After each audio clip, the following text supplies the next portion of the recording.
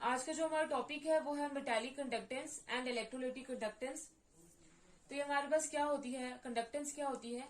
Conductance power होती है किसी भी सब्सटेंस की कि वो कितना इलेक्ट्रिक करंट पास करवा सकता है, उसी को हम उसकी क्या बोलते हैं, कंडक्टेंस।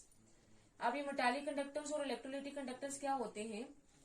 जरूरी नहीं है कि जितने भी हमारे पास सब्सटेंसेस होते हैं वो इलेक्ट्रिसिटी को कंडक्ट करें। All substances do not conduct electricity. जितने भी हमारे पास सब्सटेंसेस होंगे जरूरी नहीं है कि वो इलेक्ट्रिसिटी को कंडक्ट करें। सब्सटेंसेस, ऐसे सब्सटेंसेस जो अलो करें the passage of electric current,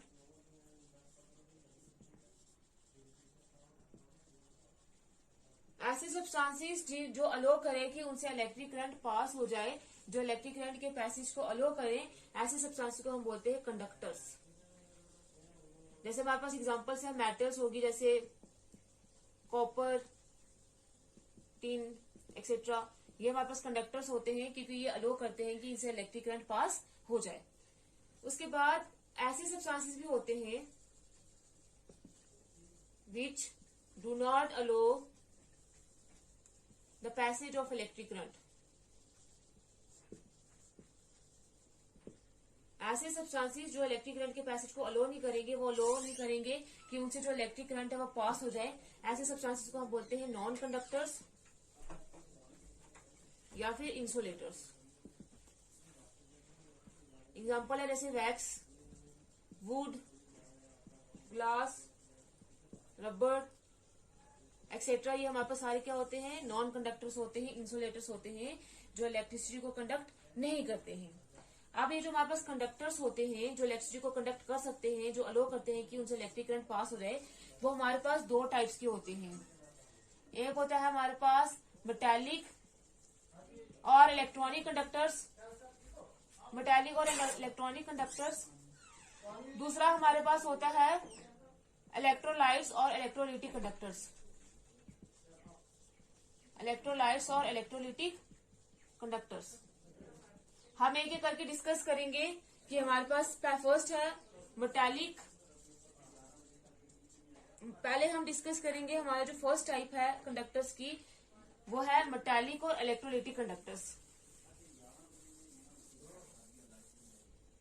metallic और इलेक्ट्रॉनिक कंडक्टर्स। अब ये कंडक्टर्स है तो इलेक्ट्रिसिटी को तो कंडक्ट करेंगे ही।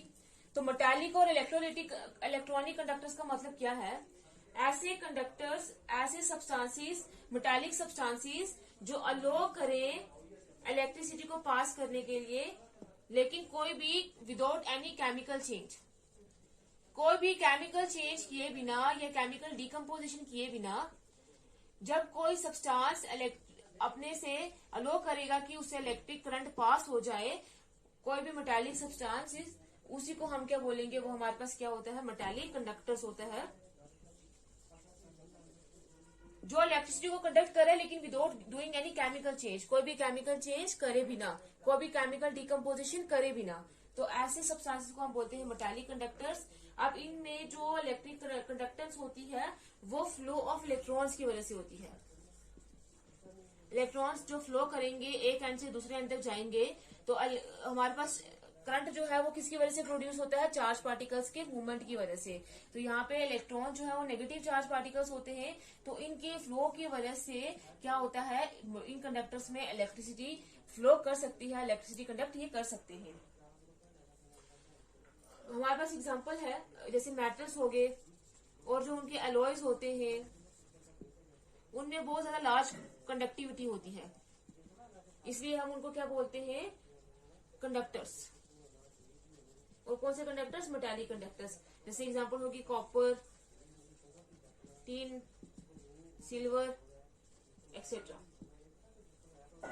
अब इनमें मेटालिक कंडक्टर्स में फ्लो ऑफ जो ये इलेक्ट्रिक करंट है वो फ्लो ऑफ इलेक्ट्रॉन्स की वजह से है, तो इसीलिए हम इनको इलेक्ट्रॉनिक कंडक्टर्स भी बोलते हैं।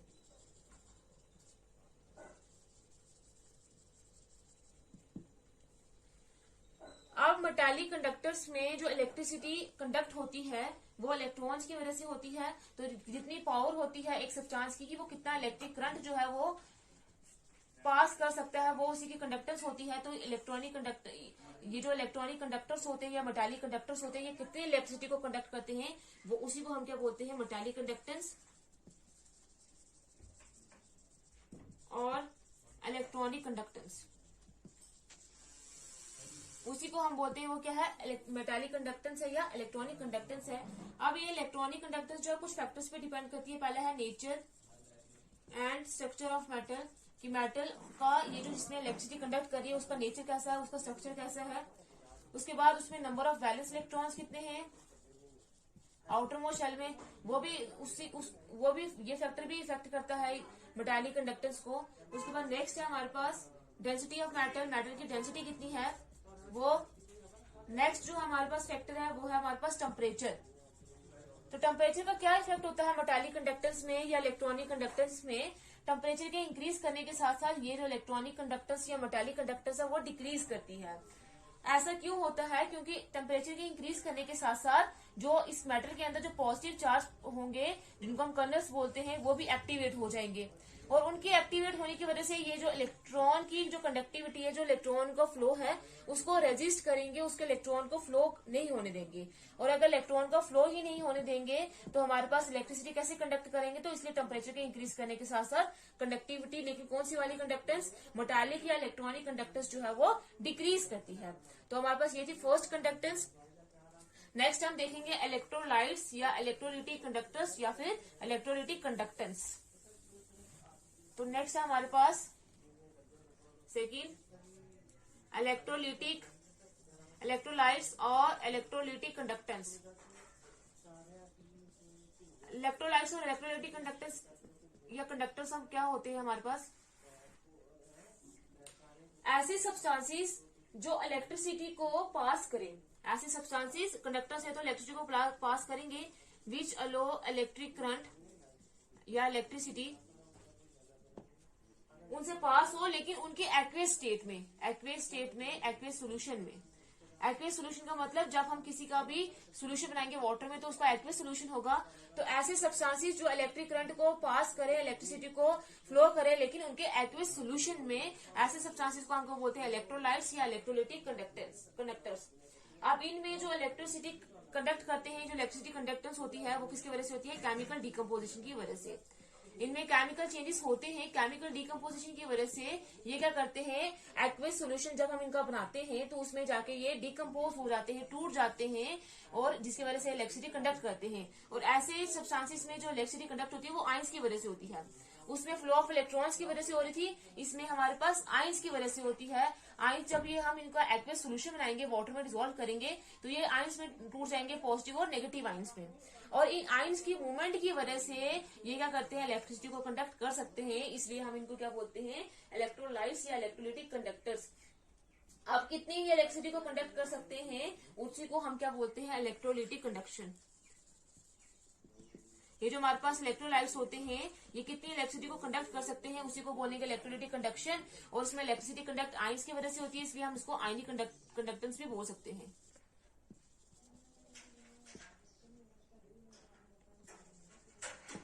इलेक्ट्रिसिटी इनमें आयंस की वजह से होती है, इसलिए हम इनको आयनिक कंडक्टेंस बोलते हैं। अब ये जो हमारे पास ऐसे जो इलेक्ट्रोलाइट्स होते हैं, जो ऐसे सब्सटेंसेस जो सिर्फ एक्वेस सॉल्यूशन में ही, जब हम इनका एक्वेस सॉल्यूशन बनाएंगे तभी जाके इनकी केमिकल डिकम्पोजिशन होगी, तभी जाके ये क्या करेंगे, इलेक्ट्रिसिटी को कंडक्ट करेंगे। मतलब जब ये अपनी सॉलिड स्टेट में होंगे तब ये इलेक्ट्रिसिटी को कंडक्ट नहीं करेंगे, then they do not conduct electricity. सिर्फ क्या होगा, जब ये अपने एक्वेस स्टेट में होंगे, जब हम इनका एक्वेस सॉल्यूशन बनाएंगे तब ही ये क्या कर सकते हैं, इलेक्ट्रिसिटी को कंडक्ट कर सकते हैं। जैसे हमारे पास एग्जांपल है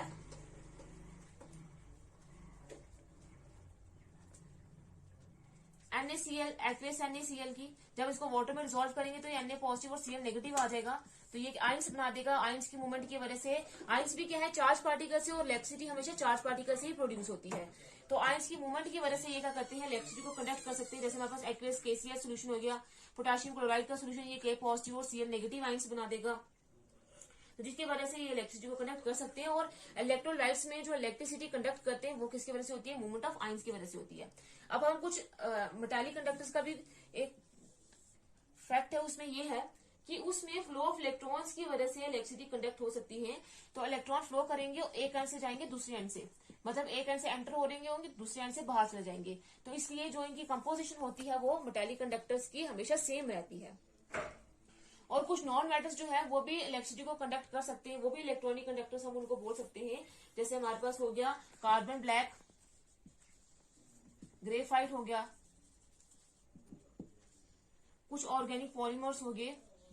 ये हमारे पास सारे मेटल्स नहीं होते हैं, लेकिन फिर भी ये क्या करते हैं, इलेक्ट्रिसिटी को कंडक्ट करते हैं to the movement of electrons, इसलिए हम इनको इलेक्ट्रॉनिक कंडक्टर्स बोल सकते हैं।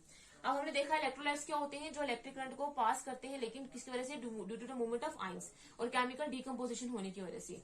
नेक्स्ट है हमारे पास एक टर्म है छोटी सी, नॉन इलेक्ट्रोलाइट्स। नॉन इलेक्ट्रोलाइट्स क्या होते हैं हमारे पास, जो इलेक्ट्रिसिटी को कंडक्ट नहीं करेंगे, चाहे वो उनकी एक्वियस स्टेट में हो, चाहे वो उनकी स्टेट में हो, सॉलिड स्टेट में हो, दोनों स्टेट में वो जो इलेक्ट्रिसिटी को कंडक्ट नहीं करेंगे, तो ऐसे सब्सटेंसेस को हम क्या बोलते हैं, नॉन इलेक्ट्रोलाइट्स। और क्योंकि वो इलेक्ट्रिसिटी को कंडक्ट नहीं करते, एग्जांपल आ गई हमारे पास शुगर, ग्लूकोज, यूरिया हो गया, ये सारे हमारे पास नॉन इलेक्ट्रोलाइट्स हैं। ये कभी भी इलेक्ट्रिसिटी को कंडक्ट नहीं करते, चाहे हम उनका सोल्यूशन ले लें, चाहे हम उनको सॉलिड स्टेट में ले लें।